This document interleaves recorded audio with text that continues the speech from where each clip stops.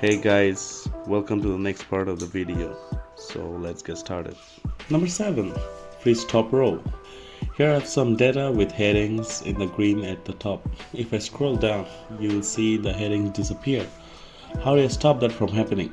Well, it's pretty simple. Just head to view and freeze panes and then click on freeze top row. Now when I scroll, it will keep the headings visible at the top. There's another way to do this, which is when I unfreeze panes, I can select cell I2 and then click freeze panes and freeze panes again. This is gonna freeze everything above to the left of cell 12. So when I scroll down, you will see the headers stay there. And when I scroll to the right, you will still see column H. Number 8. Freeze top row. I have this data here. If I scroll down, you will see the header disappears.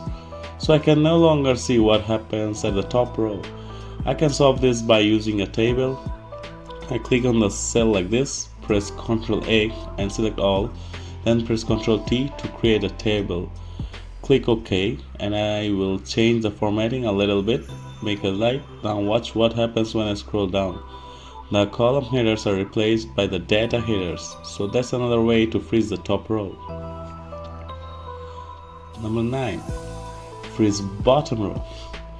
Here I have some data and I scroll right to the bottom and you will see there's a total row here. How do you keep this in view when I navigate the rest of it? Well, it's quite simple. Head to view and then click on split and you see this gray border has formed.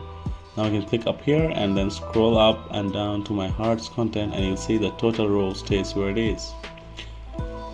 Number 10. Print headers on every page. Now headings and data don't automatically show on new pages. If I press Ctrl P for print preview and then scroll down, you'll see the green headers at the top disappear.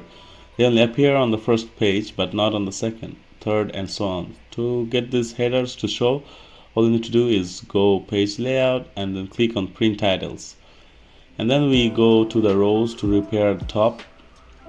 We'll select row 1 and then click on print preview.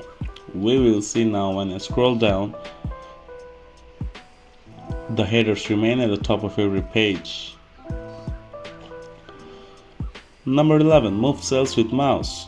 Let's say I select these rows. I can move my mouse until it changes to a move pointer, like so, and then click and drag this into a new position. Let go and there they are. I'll hit undo. Now I can also insert them. So instead of moving, I will click and drag to start my move. Then I will hit and hold shift. So when I hold shift, it changes the move pointer to an insert pointer. And then I can let go, say here, and it will insert the cells instead of move them. Number 12. Copy cells with the mouse. Let's say I wanted to copy these 3 rows to the bottom of the table here. I can move the mouse until I hit the border. And then I will press and hold Ctrl and it changes the mouse pointer to copy pointer. Now I click and drag and when I let go, it creates a copy.